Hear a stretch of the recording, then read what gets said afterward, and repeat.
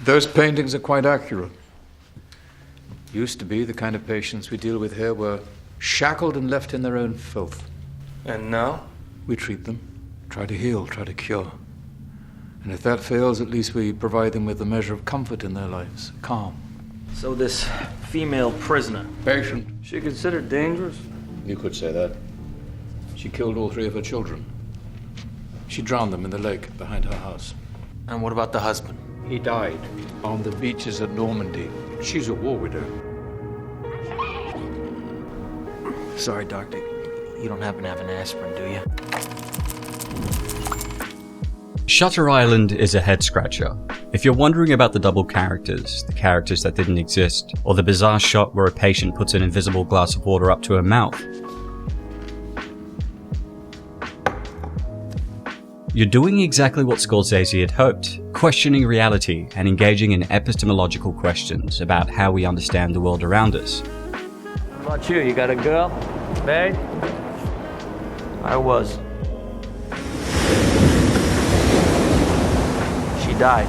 Back in the mid-20th century, J.R.R. Tolkien warned us that, of his own sanity, no man may securely judge. This epistemological argument is exactly what Martin Scorsese's 2010 film Shutter Island wraps itself around. Centering its story around a mentally unstable character, we consistently have to double-take as the film's narrative warps in on itself, and reality turns out to be something wholly different to what it first seemed. As a boat emerges from the thick Boston fog, heading across the windswept and desolate Ashcliff Hospital on Shutter Island, a mental institution for the criminally insane, our key characters present themselves. US Marshal Teddy Daniels, portrayed by frequent Scorsese collaborator Leonardo DiCaprio, steps onto Shutter Island with a clear purpose: to locate an escaped patient. But as Teddy's migraines intensify, hallucinations of his wife Dolores Chanel become more frequent, and his investigation starts getting weird. Chuck is Teddy's partner for the case, and although they've never worked together, Teddy seems unshakably certain of his abilities, and moreover, that he's a trustworthy man. The one they're looking for is Rachel Solando, a woman who was incarcerated for drowning her 3 children. Acting as obstacles for the investigation, the overseers of the institution, Dr. John Coley and Dr. Jeremiah Naring, consistently infuriate Teddy, providing what seems to be little support. But nothing is as it seems. Anything unusual occur? Define unusual. Excuse me. This is a mental institution, Marshal. For the criminally insane, usual isn't a big part of our day. After sprouting wild governmental conspiracies, discovering there had been a secret 67th patient, and discussing the potential that the government manipulated the minds of people on Shutter Island to weaponize them and turn them into what Teddy calls ghosts, a concept that draws especially close to Teddy's heart amid his constant flashbacks to liberating death camps and murdering a whole lot of Nazis in cold blood, Teddy's mind is brought to breaking point. As his violent migraines and photosensitivity-triggered blackouts continue, he also begins experiencing vivid dreams of his past, including a recurring one with his wife telling him that Ladis, the maintenance man who set fire to their old home, resulting in her death, was here and must be killed. As Teddy breaks through the door at the top of the lighthouse, mentioned as being a possible hiding place of Ladis, he encounters Coley, whose demeanor shifts from sinister to pitiful as he reveals that everything depicted had been a ploy to try and jolt Teddy out of his condition. He is the 67th patient he's been searching for, and his name is not Teddy Daniels, but Andrew Ladis, a man who shot his wife after she, suffering from extreme manic depression, drowned their 3 children, hence his aversion to water. It's just water. It's a lot of water. You okay, boss? Yeah, I'm fine. I just can't stomach the water. Rachel isn't real. Chuck was Teddy's psychiatrist Dr. Sheehan, and the whole island had been executing an elaborate roleplay orchestrated by Coley to try and help him come to his senses. The Laura Forfound and Solando's cell, actually Teddy's old cell, refers to Edward Daniels and Rachel Solando being anagrams of Andrew Ladis and his wife Dolores Chanel. It's here that many of the scenes and lines of dialogue that felt odd begin to make sense. Boys seem a little on edge, Mr. McPherson. Right now, Marshal, we all are. Coley presents Andrew with a choice: return to reality and face what he's done, or be forced to go through a lobotomy after being labelled the most dangerous patient on Shutter Island. While Andrew initially accepts the reality proposed to him, Who's Teddy Daniels? He doesn't exist. Neither does Rachel Solando. I made them up. in the cool summer breeze he regroups with Dr. Sheehan, who he calls Chuck, and asks, Which would be worse, to live as a monster or to die as a good man. Teddy?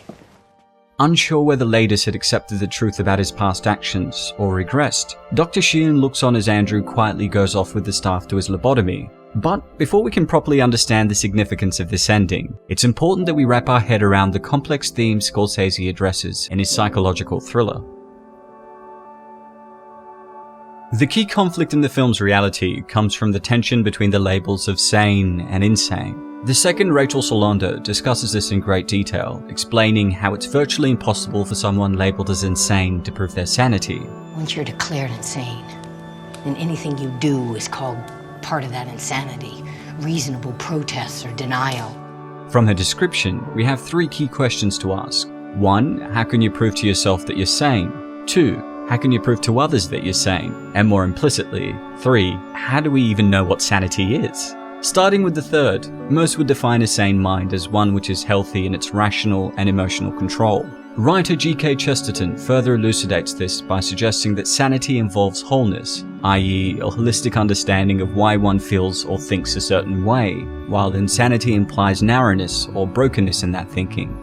By either one of these definitions, Teddy clearly falls outside the realm of the sane. His emotions and rationale are driven by forces which he denies, the trauma of killing his wife, and are solidified through hallucinations and dreams, two forms that have little place in reality, yet proliferate his waking existence. By looking even closer at Teddy, it's clear he suffers from a form of dissociative identity disorder, categorized by having multiple distinct identities, forgetting about certain periods and personal information, and feeling disconnected from the world around you. Teddy clearly shows all three of these symptoms, given that he takes on the false identity of Teddy, forgets the act which resulted in his wife's death, and feels wholly disconnected from his fellow inmates and the staff on Shutter Island. Many people who develop dissociative identity disorder form the condition through a particular trauma. Wounds can create monsters, and you are wounded, Marshall. With Andrew, that trauma is twofold. Firstly, the life-shaking events he partook in as a soldier, and secondly, witnessing the death of his children and resultantly killing his wife. And his conditions form as a response to cope with this trauma without facing it directly. Through the discussion of dissociative identity disorder and the warped perspective of Shutter Island, we come onto many epistemological questions. The most notable of these being, how do we know what is real and what is not? This theme is in full force throughout the film, but comes to fruition in the climax when it's revealed that Andrew has been an unreliable leader of the narrative all along. And through attaching the audience to his perspective, Scorsese managed to make us believe that it was the world that was warping, and not the mind of Ladis himself. As such, Shutter Island presents us with two of the most fundamental epistemological problems: the problems of knowledge of the external world and the other mind's problem. The problem of knowledge of the external world questions whether we can truly trust our senses. For example, if we take a straight stick and place it underwater, it can appear bent. Or if we look at these two vertical red lines, we might be quick to say that the one on the right is longer. Of course, neither of these observations are true. The stick retains its shape, and a side-by-side comparison reveals both lines are the same size. These Ponzo illusions occur when an image's context tricks our brain into seeing things that aren't there. The fact that these truths misalign with our perception of them shows that human perception has its limits, and those flawed conclusions are often drawn if we don't have accurate knowledge which underpins the workings of the world. Through this, we can quickly understand Andrew's confusion. Without the knowledge of his past, Shutter Island, or the people he's surrounded by, he takes in the narrative he's given, he convinces himself of being a US Marshal there on a mission. And similarly, as we're only privy to the same information as Andrew, we begin to buy the exact same narrative because we lack the knowledge to truly understand the external world. The other mind's problem is also ever present in Shutter Island. The issue is best summed up through an analogy of a surgeon explaining the type of pain his patient will feel after surgery. When the patient wakes up, it's easy to suggest that the surgeon knows what the patient is feeling, but one can never be sure because the surgeon is not feeling that kind of pain themselves. Similarly, it's incredibly hard to know what Andrew is thinking in the final moments he turns himself over to the lobotomy.